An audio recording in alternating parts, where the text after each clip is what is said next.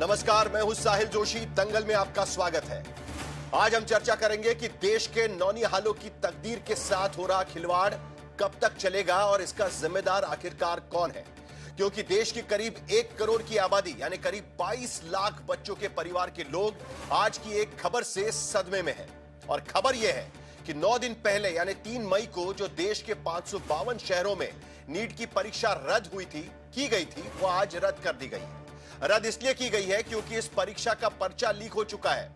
अब उस पर्चा लीक केस की सीबीआई जांच कराई जा रही है, धरपकड़ कराई जा रही है। 40-45 लोग पकड़े जा चुके हैं। राजस्थान की एसओजी की जांच में पता चला है कि नासिक में जहां पेपर छापे थे वहीं से लीक हो गए। वहां से गुरुग्राम, जयपुर, सीकर, कश्मीर, बिहार और केरल, मतलब उत्तर से लेकर दक्षिण तक और पश्चिम से लेकर पूरब तक पूरे देश में वो पर्चा गेस पेपर के नाम पर यानी अनुमानित पेपर के नाम पर बेचा जा रहा था। आप यकीन नहीं करोगे, 28 लाख रुपए तक में पेपर बेचने का खुलासा अब हो रहा है। और पर्चे में भी 1-2 सवाल लीक नहीं हुए हैं। बायोलॉजी के पूरे 90, केमिस्ट्री के पूरे 45 हूबहू कॉमा फुल स्टॉप के साथ सारे सवाल लीक किए गए। अब राजनीतिक दल प्रदर्शन कर रहे हैं, सवाल उठा रहे हैं कि पिछले 10 से 12 वर्षों में दाखिले से लेकर भर्ती तक की 80-90 परीक्षाओं में पर्चे लीक हो चुके हैं, लेकिन वो गैंग अभी तक पकड़ा नहीं गया है। सरकार ने पर्चा लीक करने के लिए एक नया सख्त कानून भी बना दिया। नेशनल टेस्टिंग एजेंसी का काया पलट कर दिया, एक रिफॉर्म उसमें करवाया गया, लेकिन पर्चा लीक अभी तक नहीं रुका। एनटीए की कराई गई 14 में से 5 परीक्षाओं में गड़बड़ी हो चुकी है। यानी रिफॉर्म होने के बाद जो 14 परीक्षाएं हुई उसमें से 5 जो परीक्षा है उसमें लीक हो गई है। 2024 में इसी नीट के पेपर को जो लीक हुए थे उसकी सीबीआई जांच कराई गई थी, लेकिन अब तक गुनहगारों को सजा नहीं मिल पाई है। ऐसे में 2 बड़े सीधे सवाल यहां पर निकल कर आते हैं। एक तो यह कि हर इम्तिहान, हर भर्ती परीक्षा का पर्चा लीक हो रहा है, यह कैसे रुकेगा और आखिरकार यह लीक क्यों हो रहा है? क्या सरकार के पास कोई और उपाय नहीं है? दूसरा यह कि आज तक किसी भी गुनहगार पर सख्त कार्रवाई क्यों नहीं हो पा रही है? हमारे साथ चर्चा में विशेषज्ञ भी जुड़ेंगे, उनसे भी हम उपायों पर चर्चा करेंगे, लेकिन पहले यह रिपोर्ट देख लेते हैं और कुछ सवाल हम एनटीए के डायरेक्टर जनरल से भी पूछेंगे। लेकिन पहले जरा आप ये रिपोर्ट देख लीजिए।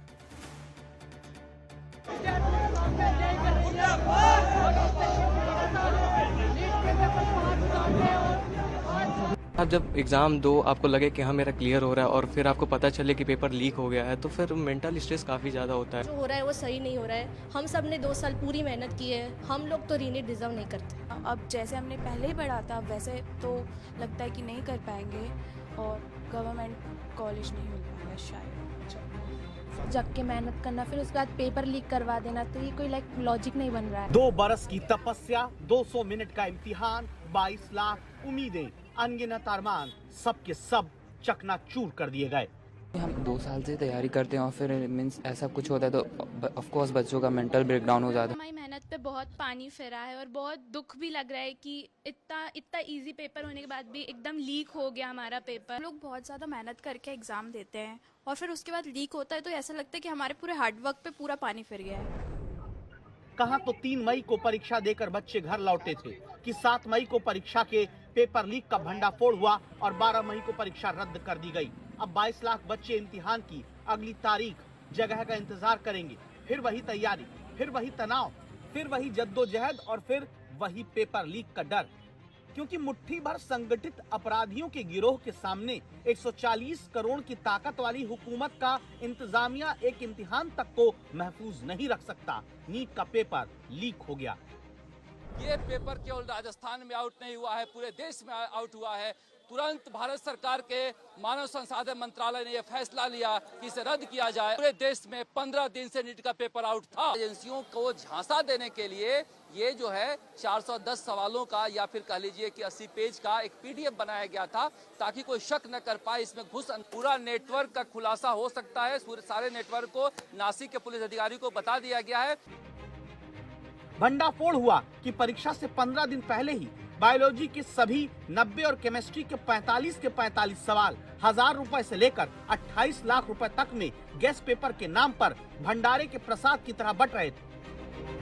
पता चला कि पर्चे नासिक में छपे तो गुरुग्राम पहुंचे, गुरुग्राम से जयपुर, जयपुर से जमवा, रामगढ़, वहां से सीकर, सीकर से जम्मू कश्मीर, जम्मू कश्मीर से बिहार, बिहार से केरलम, केरलम से उत्तराखंड। मतलब ईमानदार मेहनती विद्यार्थी पढ़ लिख कर आंखें फोड़ रहे थे और लीक पर्चाधारी उनके सपनों के परखच्चे उड़ा रहे थे। वो तो किसी ने एनटीए को शिकायत कर दी और राजस्थान के एसओजी ने भंडाफोड़ कर दिया और नासिक से राजस्थान तक ताबड़तोड़ 40-45 लोग हिरासत में ले लिए। मामला मल्टी स्टेट बड़े सिंडिकेट का समझ में आने लगा तो जांच सीबीआई से कराने का फैसला हुआ। अब छात्र संगठन प्रदर्शन करें, कुछ पिछड़ गए कोचिंग वाले इंसाफ की मांग करें, कुछ टीचर मास्टर सख्ती की मांग करें, कुछ एक्सपर्ट सलाह दें, लेकिन इस पेपर लीक से उन 22 लाख परिवारों के 1 करोड़ से अधिक लोगों के दिलों पर क्या बीत रही होगी वही जानते। उम्मीद होता है बच्चों में कि इस साल तो नहीं होगा, इस साल सुधार होगा, बट वो नहीं हो पाता है। ये पेपर भी कॉम्प्रोमाइज है, भविष्य के साथ खिलवाड़ हो रहा है बच्चों के साथ।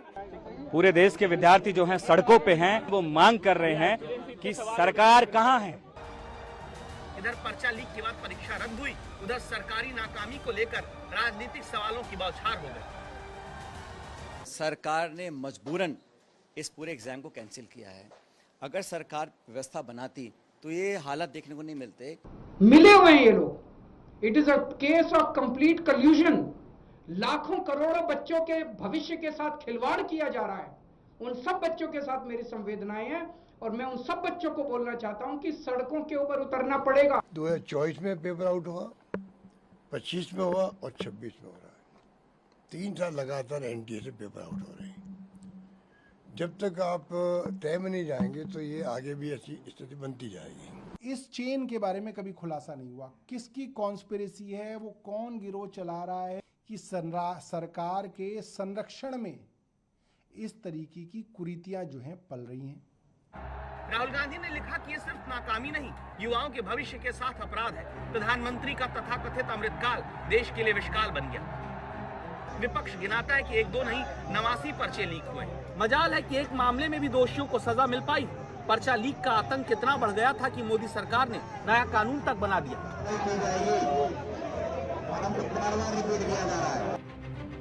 कि अगर कोई इसका दोषी साबित होता है तो उसे 3 से 5 साल की जेल और 10 लाख रुपए तक जुर्माने की सजा है। अगर प्रेस वाले ने पर्चा लीक किया तो उस पर 4 साल का बैन, 1 करोड़ रुपए के जुर्माने के साथ परीक्षा का खर्च वसूलने का प्रावधान है। अगर परीक्षा में मदद करने वाली एजेंसी के लोग पर्चा लीक करते हैं तो 3 से 10 साल की सजा और 1 करोड़ तक जुर्माना है। और अगर गिरोह पर्चा लीक करता है तो 5 से 10 साल की सजा और कम से कम 1 करोड़ जुर्माना है। लेकिन मजाल है कि इतने सख्त कानून का रत्ती भर भी डर उस गैंग को हो, क्योंकि पर्चा लीक उस गैंग के लिए गुनाह नहीं, धंधे की परंपरा हो गई। क्योंकि मोदी राज की बात कर ले तो 2016, 2021, 2024, 2026 हर साल नीट के पेपर लीक हुए या लीक का दावा हुआ। 2024 और 2026 पेपर लीक कांड की जांच सीबीआई कर रही है। 2024 वाले मामले में 5 चार्जशीट दायर हो गई, 48 आरोपी, 42 उम्मीदवारों पर 3 साल का बैन लग गया है। लेकिन अब तक पेपर लीक करने वाले किसी गुनहगार को सजा नहीं मिली। अपने इस एनटीए के निर्णय को सकारात्मक मान के चलना, इसका एक बेहतर करने का अवसर मिला, ये लेकर अपने दिल से मन से पढ़ाई चालू कर दो, अंडरग्राउंड हो जाओ और कहीं पे अब टाइम एंड एनर्जी वेस्ट मत करो। हालांकि परीक्षा कराने वाले अब यही दलील देकर बचने की कोशिश करते हैं कि कम से कम पेपर लीक कांड का खुलासा, भंडाफोड़, सीबीआई जांच और दोबारा परीक्षा जैसे कदम तो सरकार उठा रही है, वरना अक्सर तो बरसों बरस फले फूले पन पे पसरे ये पेपर लीक गिरोहों की करतूतों तक का पता नहीं चलता। शरद कुमार, जयपुर, आज तक। पेपर लीक रोकने के लिए सरकार ने 2024 में कानून, सख्त कानून बना दिया और कहा कि अब इसके बाद पेपर लीक रुक जाएगा, क्योंकि 30 से 10 साल की सजा का प्रावधान उसमें किया गया है। लेकिन उसके बावजूद जो पेपर की चोरी करने वाले, लीक करने वाले जो लोग हैं, जो गिरोह हैं, उस पर सरकार किसी भी तरीके से कंट्रोल नहीं ला पाई और इसी का नतीजा हम देख रहे हैं कि 3 तारीख को हुई परीक्षा रद्द कर दी गई है। तो सवाल कई हैं, उसी पर हम चर्चा करेंगे। हमारे साथ में प्रोफेसर विशाल मिश्रा, एनालिस्ट है, वो इस चर्चा में शामिल हो रहे हैं। अतुल लोंडे पाटिल, कांग्रेस के प्रवक्ता, चर्चा में शामिल होंगे। ब्रजेश महेश्वरी, फाउंडर डायरेक्टर है एलन करियर इंस्टीट्यूट के, वो भी चर्चा में शामिल होंगे। और पूर्व डीजीपी उत्तर प्रदेश के डॉक्टर विक्रम सिंह, उनसे भी हम सवाल पूछेंगे कि आखिरकार जांच एजेंसियां इसमें क्या कर सकती है। 3 सवाल इस पैनल के सामने। सबसे पहला सवाल, भ्रष्टाचार, आतंकवाद, घुसपैठ, धर्मांतरण, लव जिहाद रोकने वाला भारत पेपर लीक को क्यों नहीं रोक पा रहा है? क्योंकि बाकी सारी चीजों पर तुरंत कार्रवाई, लेकिन पेपर लीक पर अभी तक कार्रवाई क्यों नहीं हो पा रही है? क्यों नहीं इस पर रोकथाम हो पा रही है? दूसरा सवाल, 22 लाख से अधिक बच्चों की मानसिक प्रताड़ना की परेशानी का जिम्मेदार आखिरकार कौन है? क्या एनटीए जिम्मेदार है, सरकार जिम्मेदार है, सिस्टम जिम्मेदार है, कौन जिम्मेदार है? तीसरा सवाल, पेपर लीक के गुनहगारों की फास्ट ट्रैक पे सुनवाई और सजा क्यों नहीं होती है? 2024 में 600 से ज्यादा लोग पेपर लीक मामले में पकड़े गए थे, लेकिन अभी तक इसकी सुनवाई चल रही है, किसी को भी सजा नहीं हो पाई है। और बड़ी खबर पेपर लीक मामले से जुड़ी हुई, क्योंकि 3 तारीख की परीक्षा रद्द हो गई है। अब डीजीए एनटीए यानी नेशनल टेस्टिंग एजेंसी के द्वारा यह कहा गया है कि एनटीए का यह बयान आ गया है कि 5 से 8 दिन में, 6 से 8 दिन में जो पेपर का जो नया डेट होगी वो डिक्लेयर की जाएगी। अभिषेक सिंह है, एनटीए के डीजी अभिषेक सिंह है, उनका यह बयान है और उन्होंने कहा है कि दोषियों को कड़ी सजा मिलेगी। लेकिन सबसे बड़ी बात विद्यार्थियों के लिए, 22 लाख विद्यार्थियों के लिए सबसे बड़ी घोषणा, जरा सुन लेते हैं उन्होंने क्या कहा। सबसे पहले 2024 में पेपर लीक हुआ था, 2026 में भी लीक हुआ। पेपर लीक का सिलसिला कब थमेगा? क्या कर रहे हो सर? पेपर लीक का सिलसिला कब थमेगा sir? Process will be over within 15 days. Process of Abhishek ji, Abhishek ji, no take longer. Abhishek ji, paper leak का सिलसिला कब थमेगा? अभिषेक जी, पेपर लीक का सिलसिला कब थमेगा? 24 में भी लीक, 26 में भी लीक। पेपर लीक का सिलसिला तत्काल प्रभाव से खत्म हो जाना चाहिए। यह दुर्भाग्य है कि हम इस स्टेज पर हैं। यह हमारे देश के बच्चों के लिए, हमारे देश के बच्चों के अभिभावकों के लिए, पूरे इकोसिस्टम के लिए, हमारे तंत्र में मुझे पता है 2 लाख से ज़्यादा लोग पूरे एग्जाम में जुड़े थे। यह किसी के लिए श्रेयस्कर नहीं है। हम इस बात की जिम्मेदारी लेते हैं कि जो हुआ गलत हुआ, हम उसको कैंसिल कर रहे हैं, दोबारा कराने की ले रहे हैं, इस एश्योरेंस के साथ ले रहे हैं। जब मैंने पिछले महीने अप्रैल में भी बात की, प्रेस रिलीज दिया था, हमने यही कहा था 0 टॉलरेंस है। परंतु उसके बाद अगर कोई अनियमितता होती है तो हमारा ये काम नहीं है कि हम उसको रफा दफा करें, हम उसको एक्सेप्ट करेंगे, हम परीक्षा कैंसिल करेंगे, ताकि ऐसे तत्व जो इस पूरी प्रक्रिया की पारदर्शिता को और पूरी प्रक्रिया के जो इंटीग्रिटी को वायलेट करते हैं वो सफल ना हो पाए। तो अगर हम कुछ भी कैंसिल करने और री एग्जाम करने से कम करते हैं तो ये उनको बढ़ावा होगा। 22 लाख बच्चों को क्या कहेंगे सर? 22 लाख स्टूडेंट्स को आप क्या कहेंगे सर? आपको स्टूडेंट्स को कैसा भरोसा देगा? कितना दिनों में हो जाएगा? क्या कहेंगे? स्टूडेंट से बस मेरी यही अपील है कि कभी भी ऐसे किसी व्यक्ति के झांसे में ना आए जो प्रश्न पत्र बेच रहा है या धोखा देने की कोशिश कर रहा है। अगर कुछ भी ऐसा कर रहा है तो उसको पुलिस को या एनटीए को रिपोर्ट करिए, हम उसके खिलाफ कार्रवाई करेंगे। अगर ऐसे व्यक्ति को आप प्रलोभन में आते हैं तो वह उनको बढ़ावा देता है और पूरे व्यवस्था को चौपट करने में कंट्रीब्यूट करता है। तो हमसे बड़ी गुजारिश है कि अपनी मेहनत पे विश्वास करें। जो बच्चे मेहनत करते हैं उनको हम पूरी न्याय देंगे और इस एग्जाम सुचारू रूप से करेंगे। सर कितना दिनों में हो जाएगा ये बताओ? हम बता देंगे। फटाफट आइए। तो अभिषेक सिंह डीजी है एनटीए के, आखिरकार वो प्रेस कॉन्फ्रेंस छोड़कर जाना पड़ा। हाथ जोड़कर विनती कर रहे हैं सारे लोगों से कि अगर कोई आपके पास अप्रोच भी हो जाए तब भी आप उनके झांसे में मत आइएगा। लेकिन जो झांसे में आए 3 तारीख को उनको फायदा हो रहा था, क्योंकि कई सारे क्वेश्चन जो थे, 600 क्वेश्चंस मैच हो गए कि बायोलॉजी के सारे सवाल, केमिस्ट्री के सवाल, फिजिक्स के सवाल सारे मैच हो रहे थे। और इसी के वजह से ये मामले लगातार बढ़ते जा रहे हैं। सवाल यहां पर यही उठता है प्रोफेसर विशाल मिश्रा, कब तक ये बात चलती रहेगी? अब देखिए, आज सरकार की तरफ से कोई नहीं आया इस चर्चा में। धर्मेंद्र प्रधान, उनसे भी सवाल पूछे जा रहे थे, वो भी इस बात का जवाब देने के लिए तैयार नहीं है। और अभी थोड़ी देर पहले अभिषेक सिंह कह रहे हैं कि 6 से 8 दिन में हम नई तारीख की घोषणा कर देंगे। आप तो प्रोफेसर है, आपको समझ में आ रहा है ना सर कि कितनी मुश्किल होती होगी। 22,97,000 छात्र है पूरे देश भर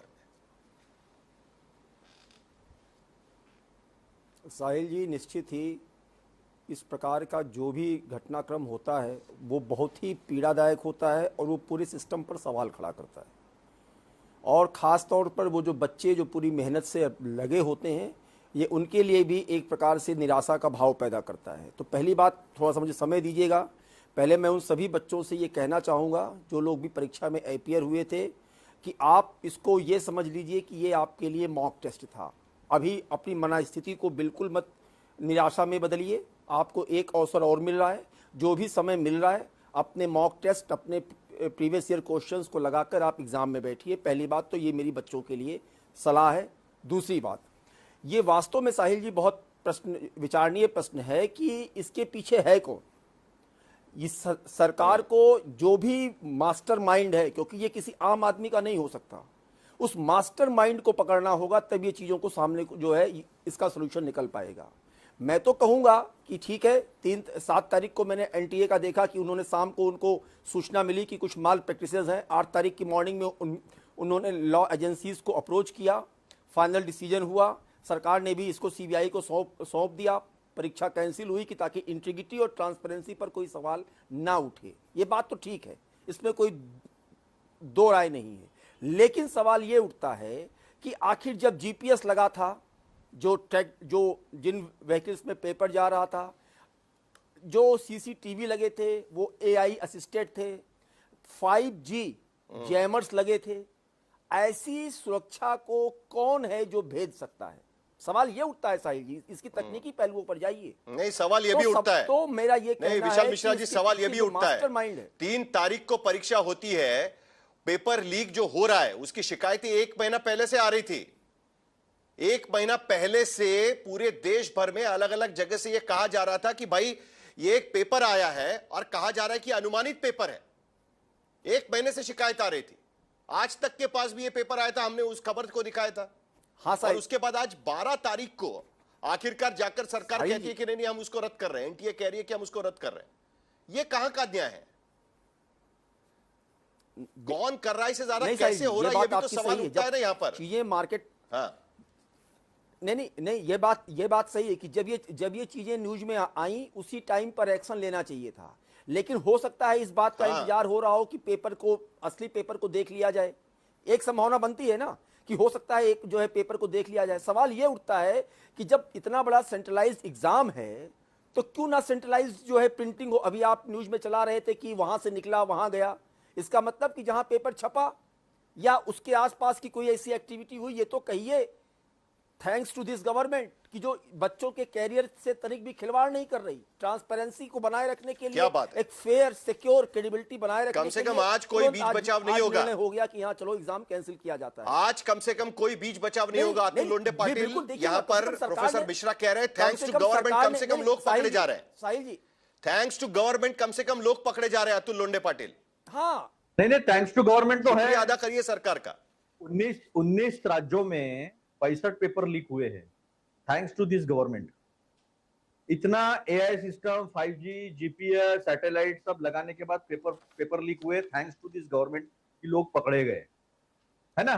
बिना सरकारी आश्रय के, बिना संरक्षण के क्या इतना बड़ा पेपर लीक हो सकता है? ये दूसरी बार हुआ है। धर्मेंद्र प्रधान के पहले एचआरडी मिनिस्टर थे, अभी उसको शिक्षा मंत्रालय कर दिया गया है, शिक्षा मंत्री के। क्या खेल, शिक्षा, महिला, युवा संबंधित जो केंद्रीय संसदीय स्थायी समिति है उसने इस बारे में क्या संशोधन नहीं किया था? 5 पेपर में अनियमितता हुई थी, ये बताया नहीं था? क्वेश्चंस वापस लेना कॉमन नहीं हो गया? 12 क्वेश्चंस आपने जेईई के एग्जाम से वापस लिए, ये क्या हुआ नहीं है? 65 पेपर लीक होने के बाद अगर कोई सरकार को धन्यवाद देता होगा तो अभी तो सब चरण वंदन है सरकार का, लेकिन ये सरकार माफी के लायक नहीं है। ये धर्मेंद्र प्रधान क्यों बैठे वहां पर? ये क्यों इस्तीफा नहीं देते? सिस्टम पे प्रेशर क्यों नहीं आता? मंत्री का इस्तीफा इसलिए होना चाहिए कि सिस्टम में एक मैसेज जाता है कि किसी को भी बख्शा नहीं जाएगा। ये लफाजी जो है ना, ये बंद करो। ये लफाजी है सब कि सरकार ने प्रोफेसर मिश्रा जवाब दीजिए। और इस्तीफा लेने से क्या होगा? सुनिए 1 मिनट साहिल जी प्लीज, मैं भी एक कॉम्पिटिटिव एग्जाम से आया हूं। तो ये जो लफाजी है ना कि सरकार ने इस्तीफा लेने से क्या होगा, इस्तीफा लेने से ये होगा कि सिस्टम में एक मैसेज जाता है कि भाई कोई भी गलती करे आपको वहां से हटना पड़ेगा, आप पे कार्रवाई होगी, ताकि सिस्टम पे एक वचक बना रहे। क्या कर रहे हैं अभिषेक सिंह, एनटीए के डायरेक्टर डीजी, क्या कर रहे हैं वो? क्यों पद पे बैठे अब तक? उनका अब तक इस्तीफा हो जाना चाहिए था। ये सारी व्यवस्थाएं कुचल दी गई है क्योंकि इसको राजनीतिक संरक्षण है। राजनीतिक संरक्षण के बिना हो नहीं सकता। साहिल जी, बताओ मुझे कितने लोग पकड़े गए? अकेले बिहार में 21 पेपर लीक हुए हैं, अकेले बिहार में। साहिल जी, ठीक है प्रोफेसर मिश्रा, कुल मिलाकर विपक्ष ये सवाल उठा रहा है कि डर इसलिए भी नहीं बैठ रहा है, पहले तो आपने कानून बना दिया, लेकिन डर इसलिए भी नहीं लग रहा है किसी को क्योंकि सिस्टम में दबाव नहीं आ रहा है। जब तक किसी का इस्तीफा नहीं होता है तब तक सिस्टम पर दबाव नहीं बढ़ता है। जो लोग इसके लिए रिस्पॉन्सिबल है वो सिस्टम में क्यों बैठे हैं, विपक्ष का सवाल यह है। साहिल जी, मैं बिल्कुल कह रहा हूं कि सिस्टम पर दबाव बनाने के लिए या जहां से मानसिकता निकल कर आ रही है पेपर लीक करने की, ये जो मास्टरमाइंड बैठ रहे हैं, इस मानसिकता को कुचलना होगा। इसका सलूशन ये होगा, यहां पर बैठकर कांग्रेस को राजनीति बहुत सारे मुद्दे हैं करने के लिए। कम से कम आप ये चीज तो देखिए ना कि सरकार ने एग्जाम तुरंत कैंसिल किया ना, बच्चों के हित को देखते हुए। आपके यहाँ राजस्थान सरकार में 19 में से 17 पेपर लीक हुए थे। आपने कितने लोगों का रिजर्वेशन करवाया था? आपने कितने लोगों का रिजर्वेशन करवाया था? अरे बात करिए ना, क्या आपका घोटाला हुआ था कि नहीं हुआ था? देखो, जो सरकार कर रही है उसको एप्रिसिएट करिए।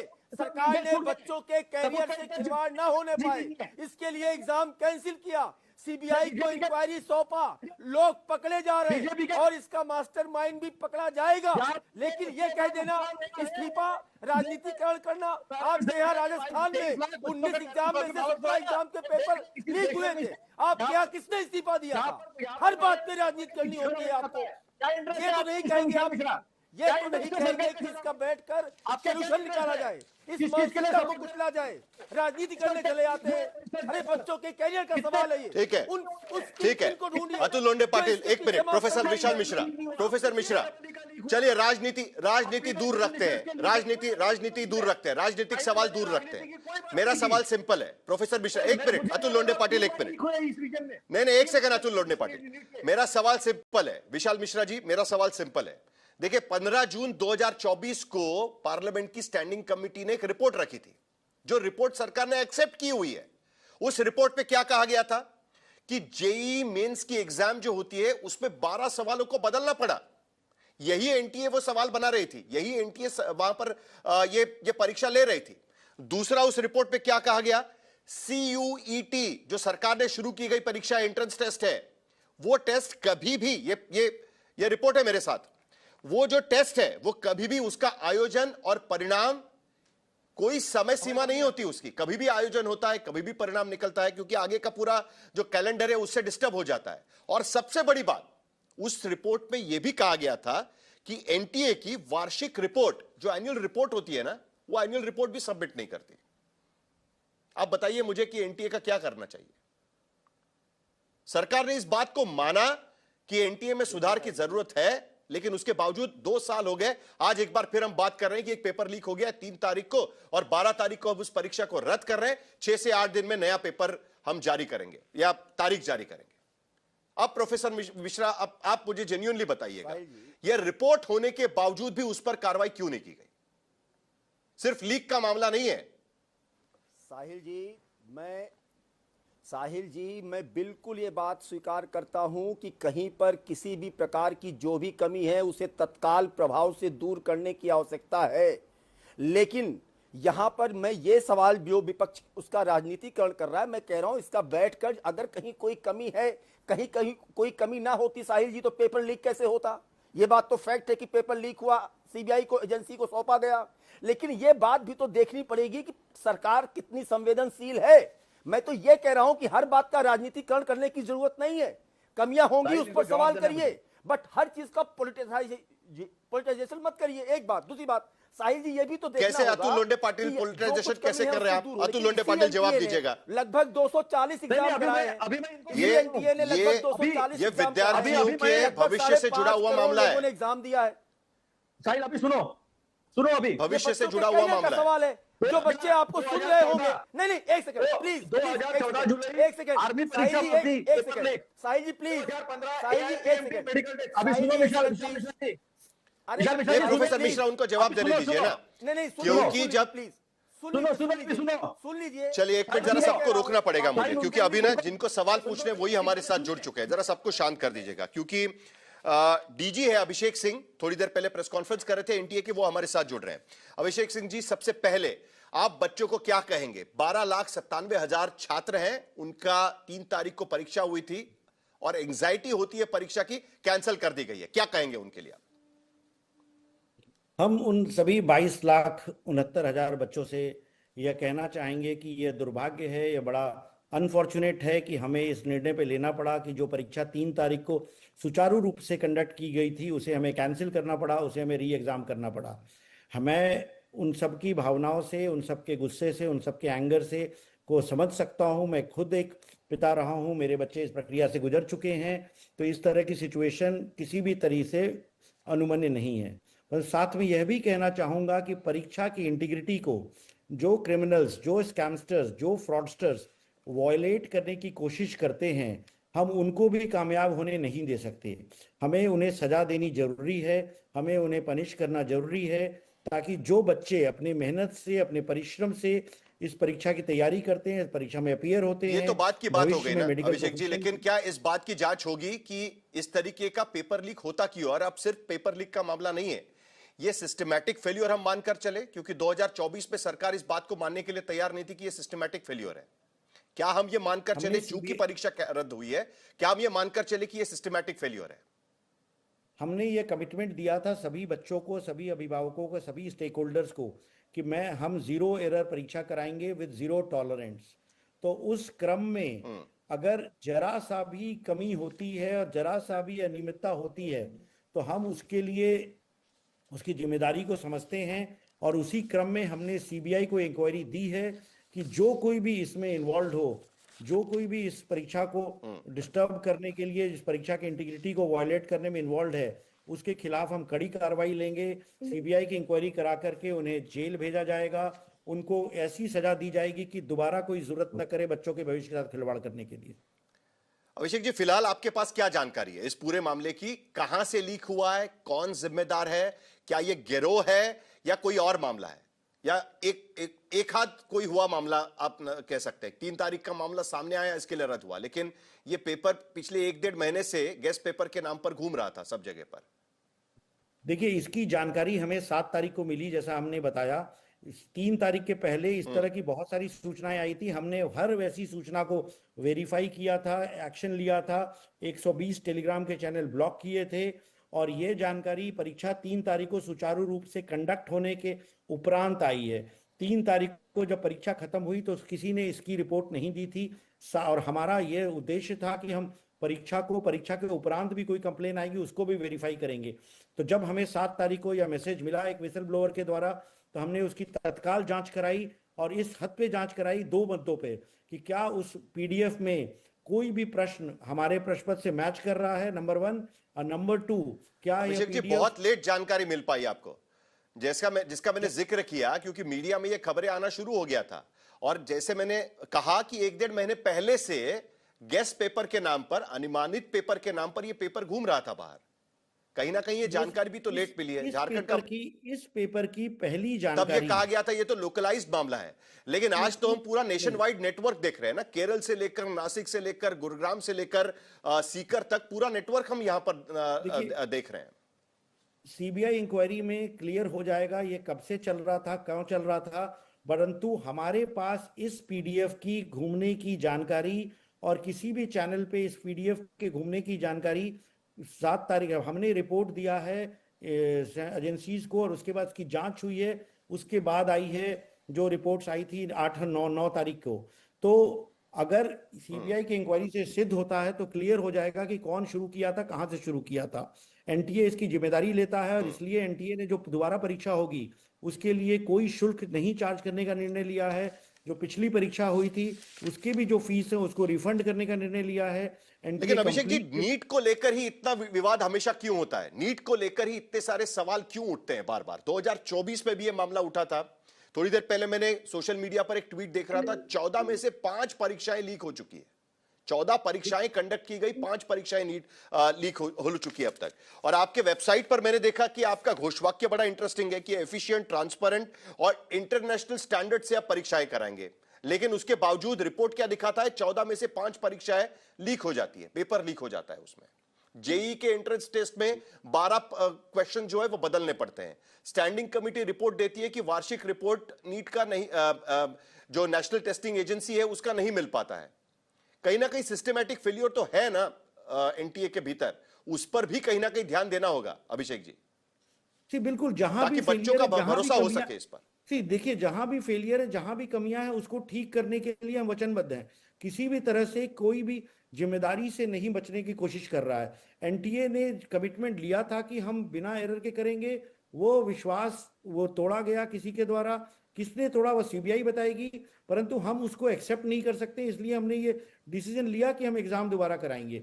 तो ये रिस्पॉन्सिबिलिटी लेने की बात है और अपने एश्योरेंस पे कि हम जीरो एरर एग्जाम कराएंगे उस पर अडिग रहने की बात है। अभिषेक जी, और एक सवाल मेरा है, क्योंकि राधाकृष्णन कमेटी की रिपोर्ट बनी थी पेपर लीक के बाद में, एक हाई लेवल कमेटी की रिपोर्ट थी और उसमें कहा गया था कि परीक्षा में अटेम्प्ट की सीमा लागू की जाए। उसके जो अलग अलग उन्होंने पैरामीटर्स रखे थे, जो सुझाव दिए थे, उसमें निजी नहीं सरकारी संस्थाओं में परीक्षा केंद्र बने, यह भी उस रिपोर्ट में कहा गया था। परीक्षार्थियों के लिए जो विद्यार्थी आएंगे परीक्षा देने के लिए, उनको बायोमेट्रिक से पहचान कराई जाए, पेपर इंक्रिप्टेड डिजिटल फॉर्मेट पे भेजे जाए, यह भी उसमें कहा गया था। नासिक प्रिंटिंग प्रेस से रिपोर्ट लीक हुआ है, कहा जा रहा है हाइब्रिड मॉडल में कंप्यूटर आधारित परीक्षा हो, परीक्षा में प्री मेंस के 2 चरण लागू हो, इस तरीके के तमाम उसमें सुझाव दिए गए थे। कितने सुझाव लागू किए गए हैं और कितने सुधार इस राधाकृष्णन कमेटी के रिपोर्ट के आधार पर हो चुके हैं 2 साल के भीतर? जैसे इस बार की जारी परीक्षाएं हुई वो सरकारी केंद्रों पे हुई, बायोमेट्रिक कंप्लीट किया गया, सीसीटीवी से मॉनिटरिंग करी गई, और जैसा मैंने बताया परीक्षा के दिन 3 तारीख को परीक्षा के कंडक्ट करने में, परीक्षा के कंप्लीट होने में कहीं इस तरह की रिपोर्ट नहीं आई, बल्कि सारे जो बच्चों ने परीक्षा दी उन्होंने कई चैनलों पे कहा, यूट्यूब पे कहा कि इस बार की परीक्षा बड़े सुचारू तरीके से हुई। परंतु हमारी जिम्मेदारी परीक्षा का पूरा क्रम जब तक पूरा नहीं हो जाता तब तक रहता है। तो 3 तारीख तक भले कुछ नहीं रिपोर्ट हुआ, परंतु हम 7 तारीख की रिपोर्ट को भी उतनी गंभीरता से लिए और उसको इंक्वायर कराए, और उसके बाद जो कमी पाई गई उसके ऊपर कड़ी कार्रवाई की गई है। और सरकार और एनटीए वचनबद्ध है कि हम इस बीमारी को, इस समस्या को जड़ से दूर करेंगे, और उसी क्रम में आज का निर्णय है। यह निर्णय कठिन है बच्चों के लिए, पेरेंट्स के लिए, सभी स्टेक होल्डर्स के लिए, एनटीए के लिए। इतने व्यापक स्तर की परीक्षा दोबारा कराना 2 साल में कम से कम इतना बदलाव जरूर हम कह सकते हैं कि 2 साल पहले जब सरकार इस मानने को भी तैयार नहीं थी कि सिस्टमैटिक फेलियर हुआ है, हम पेपर रद्द नहीं करेंगे, जो परीक्षा हुई है, कम से कम आज ये जो परीक्षा हुई थी उसको वो पेपर जो है वो रद्द कर दिया गया है। लेकिन मेरा एक सवाल फिर भी रहेगा, 6 से 8 दिन के बाद आपने कहा है कि नया डेट आप जारी करेंगे, क्या इस बार जो विद्यार्थी हैं वो आप पर भरोसा करें? क्योंकि आगे का टाइम टेबल भी उससे अफेक्ट हो सकता है, जो बाकी परीक्षाएं उनको देनी है या एडमिशंस का प्रोसेस है, वो सारी चीजों का अफेक्ट उस पर हो सकता है। आप उन विद्यार्थियों को, बच्चों को क्या कहेंगे? क्या आप पर भरोसा करें, एनटीए पर भरोसा करें, सरकार पर भरोसा करें? बच्चों को बस मैं यही कहूंगा कि हम उनके समस्या को, उनके दर्द को, उनकी जिस परिवेश में है वो उसको अच्छे से समझते हैं। बस उनसे यही गुजारिश है कि इस बार जब हम डेट अनाउंस करें, उस परीक्षा के लिए अपनी मेहनत के ऊपर एग्जाम पे आए, और अगर कोई असामाजिक तत्व, कोई एंटी सोशल एलिमेंट, कोई स्कैमस्टर्स, कोई फ्रॉडस्टर, कोई क्रिमिनल अगर क्वेश्चन पेपर देने की बात करता है तो उसके झांसे में ना आए, प्रलोभन में ना आए, ग्रीड पे ना जाएं, उसको रिपोर्ट करें। हम सब मिलकर के इस समस्या को दूर कर सकते हैं। जब तक इस तरह के लोगों को हम बढ़ावा देंगे, इस तरह के लोग प्रोत्साहित होते रहेंगे। हमें मिलकर के इन लोगों को जेल भेजना है, इन लोगों को सजा देनी है। Abhishek ji, private coaching classes की जो संस्थाएं हैं, 58,000 करोड़ की इंडस्ट्री वो बन चुकी है, और हर बार जब भी पेपर लीक होती है तब उसमें से किसी न किसी कोचिंग क्लास इंस्टीट्यूट का नाम सामने आ जाता है, सीकर के भीतर, महाराष्ट्र में लातूर के भीतर भी। क्या आपको लगता है कि कहीं ना कहीं सरकार को उस पर कार्रवाई करनी चाहिए, एक टाइटनिंग होना चाहिए, उसका थोड़ा पेच कस देना चाहिए उसका? अभी हमने इंक्वायरी सीबीआई को दी है।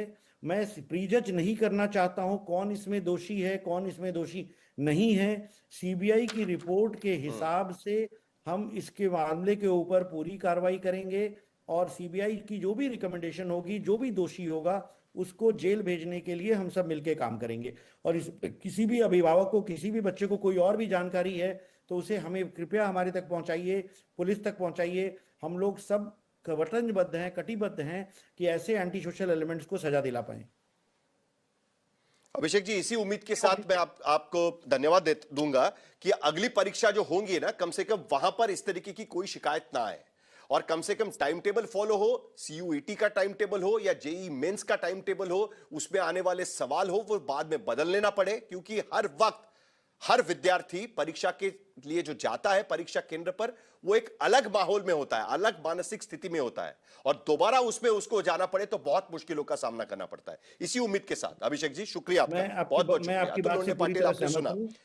मैं आपकी बात से पूरी तरह सहमत हूं और मैं उम्मीद करता हूं कि हम इंस्टेड ऑफ मतलब अपनी बात कहने की बजाय हम जो कार्य है वो करके अपनी बात को सिद्ध करेंगे। ठीक है, चलिए उम्मीद करते हैं। अतुल लोंढे पाटिल, अभिषेक सिंह यहाँ पर हमसे बात कर रहे थे और उन्होंने कहा कि अगली बार ऐसा नहीं होगा, कुछ सिस्टम्स बदलने की तैयारियां वहां पर चल रही है। आपकी प्रतिक्रिया? मुझे एक बात बताइए कि एनटीए जो है वो अपनी वार्षिक रिपोर्ट क्यों सबमिट नहीं करता? ये जो रिपोर्ट आया है सिलेक्ट कमेटी का, वो 2024 का है। आज बैठ के अभिषेक सिंह जी यहाँ पर ये बात कर रहे हैं। मैं भी देख रहा था, क्लैट का पेपर लीक हुआ, JEE का पेपर लीक हुआ, नीट का पेपर डबल तीसरी बार लीक हुआ है, AIPMT का पेपर लीक हुआ है। ऐसी कोई एग्जाम नहीं, 10वीं 12वीं सारी एग्जाम जो है, ये सारी एग्जाम लीक हुई है। एक 65 पेपर 19 राज्यों में 65 पेपर लीक हुए और ये पूरा नेक्सस जो दिखता है उसमें कोचिंग संस्थानों का तो रोल है, इसमें कोई डाउट ही नहीं है। लेकिन बिना गवर्नमेंट के सुरक्षा के वहां जो लीक होता है उसके बजाय ये पॉसिबल नहीं। गवर्नमेंट में किसी के भी ऊपर एक्शन नहीं लिया जाता है, चाहे बलात्कार करो, भ्रष्टाचार करो, 21 पुलिया गिरे, ना किसी चीफ इंजीनियर पे एक्शन, ना किसी मंत्री पे एक्शन, ना किसी ठेकेदार पे एक्शन, किसी पे कोई एक्शन नहीं होता है। रोज खबरें आती है, बलात्कार की भी खबरें आती है, बीजेपी तो किसी को निकालती नहीं है। चाहे कोई फौजी जो विशाल मिश्रा जी कहते आतंकी की बहन, उसके ऊपर एक्शन की मांग है कहीं ना कहीं, किसी का तो सर चाहिए। जल्दी से विशाल मिश्रा जी जवाब, उसके बाद ब्रजेश महेश्वरी से मुझे सवाल पूछने हैं। चलिए विशाल मिश्रा जी। देखिए साहिल जी, जो हमारे कांग्रेस के शायद प्रवक्ता जी बोल रहे हैं, ये पूरी तरह राजनीतिकरण की भावना से बोल रहे हैं। नंबर एक बात, ये सरकार की संवेदनशीलता ही तो है। नहीं, अब बोले दीजिए, या तो आप बोल लीजिए। नहीं, आप बोले तो मैं चुप रहा ना। नहीं, आप बोले तो मैं शांत रहा ना। अरे सुनेंगे, मैं आपका ही। अरे सुन लीजिए ना अतुल लोंढे जी, जवाब दे रहे, सुन लीजिए। आपने बात रखी, उन्होंने सुना, समय इसी में निकल जाएगा। आप जब बोले तो मैं चलिए जरा दोनों को शांत करिए। ब्रजेश महेश्वरी जी, नहीं एक मिनट जरा प्लीज शांत हो जाइए जल्दी से। ब्रजेश महेश्वरी जी, सबसे बड़ी बात, क्योंकि आप करियर इंस्टीट्यूट भी चलाते हैं, आपको पता है कि बच्चों पर मानसिक दबाव किस तरीके से होता है किसी भी परीक्षा के लिए जाते हैं। क्या कोई सिस्टम में चेंज की गुजारिश आपको लगती है? कोई गुंजाइश है कि जो सिस्टम में बदलाव होने चाहिए जिसकी वजह से इस तरीके का पेपर लीक ना हो पाए? और आपका क्या अनुभव रहा है एनटीए जिस तरीके से परीक्षाएं लेती है उसको लेकर? मेरा इतना सा कहना है सबसे पहले कि एनटीए एग्जाम्स दो तरह से कंडक्ट करे। कि एनटीए एग्जाम करती जेईई में सीबीटी पैटर्न पर, वहां उसके 2 राउंड होते हैं, जनवरी राउंड, अप्रैल राउंड। ठीक है, एक एनटीए एग्जाम कंडक्ट करती बहुत बड़ा एग्जाम मेडिकल का, नीट का, लेकिन वो ऑफलाइन मोड होता है, पेपर पेन मोड होता है। हम देख रहे हैं हर बार गलती इसमें कुछ ना कुछ हो रही है, मतलब उसी रास्ते पे चल रहे, बारी बार एक्सीडेंट हो रहा है। क्यों नहीं हम इस पैटर्न को चेंज करें? हम इसको अगर सीबीटी पैटर्न कर लें, जब एनटीए अपने लिए जेईई मेंस के अंदर 2 राउंड होते हैं जिसमें 11-12 लाख बच्चे एग्जाम देते हैं, जनरली इसमें बच्चा वापस रिपीट भी करता है, तो लगभग 21 लाख बच्चों को जब सीबीटी पैटर्न पे इवैल्यूएट कर सकती, तो इस पे क्यों नहीं कर सकती? पहला तरीका तो ये हो सकता है। दूसरा, हम चाहे तो इस एग्जाम को 2 स्टेज का कर दें, प्री और मेंस का कर दें, ये भी तरीका अच्छा हो सकता है। तीसरा ये भी कर सकते हैं कि एनटीए के पास अगर 2 तरह के एग्जाम हैं और उसको लोड दिख रहा है, सीयूटी भी वो कंडक्ट करती है, तो क्यों नहीं हम इसके लिए एजेंसी चेंज कर दें? जैसे पहले ऑल इंडिया पीएमटी को सीबीएसई कंडक्ट करती थी, क्यों नहीं हम सीबीएसई को इसको आपस से दे दिया जाए? सुझाव है मेरा ये। तो कई सारे सवाल है जिसको लेकर सरकार के पास करने के लिए एक स्कोप भी है, लेकिन अभी तक वो सारी चीजें नहीं हो पाई है। एक बड़ा इंफ्रास्ट्रक्चर भी सरकार के पास नहीं है जिसके आधार पर सरकारी आस्थापनों में यह परीक्षाएं हो सके। लेकिन एक बड़ा अनसुलझा सवाल यह भी है डॉक्टर विक्रम सिंह की, नया कानून बनने के बाद भी हम देख रहे थे कि व्यापक घोटाला हुआ था 2008 में, सजा हुई 2024 में आकर। इतने साल लग गए इस पूरे मामले पर सजा होने में। कहीं ना कहीं इस पूरे मामले को लेकर जिस संजीदगी से कानून का भी काम होना चाहिए, जो स्विफ्टली काम होना चाहिए, वो नहीं हो पाए। यह भी कहीं ना कहीं कारण है कि ये चीजें बढ़ती जा रही है? साहिल जी, कानून बनाना एक चीज है, हथियार रखना एक चीज है, उसका प्रयोग करना बिल्कुल अलग चीज है। दिखाई ये पड़ रहा है कि गिरफ्तारियां तो हुई हैं, सजाएं बिल्कुल नहीं हुई है, और सजाई नहीं, दोष मुक्त पूरी तरीके से सब हो रहे हैं, और उसके बारे में न किसी विवेचक को दंडात्मक कार्रवाई हुई, न किसी प्रोसिक्यूटर को दंडात्मक कार्रवाई हुई। संदेश ये जा रहा है, मूक सहमति, मैं रिपीट कर रहा हूं, किसी को कोई भ्रम ना है, मूक सहमति होना ये चाहिए था कि दोनों को बर्खास्त होना चाहिए था, प्रोसिक्यूटर को भी, इन्वेस्टिगेटर को भी। आपने किया धरा कुछ नहीं, 58,000 करोड़ की इंडस्ट्री है और सब कुछ जो है माला माल है, दोनों हाथ में लड्डू सर कढ़ाई में। मैं ऐसी कटु बातों की मैं फिर ये बातें करने का आदी नहीं हूं। साहिल जी, इसमें अगर आप करना चाहते तो 90 दिन में इन्वेस्टिगेशन पूरा करके 30 दिन में कन्विक्शन करा सकते थे, आपने नहीं किया। आपने 10 साल में 89 पेपर लीक्स हुए, कितने कन्विक्शन करा पाए ये हमें जरा और बता दें। और आप छोड़ दीजिए इस बात की मोटी बात। यही सबसे बड़ी बात है कि जब तक कड़ी कार्रवाई नहीं होगी तब तक लोग इस तरीके की चीजें करने से अपने आप को नहीं रोकेंगे। सरकार इस पर क्या करती है, इस पर नजर बनाए रखेंगे। आप देखते रहिए आज तक, देश का सर्वश्रेष्ठ न्यूज चैनल।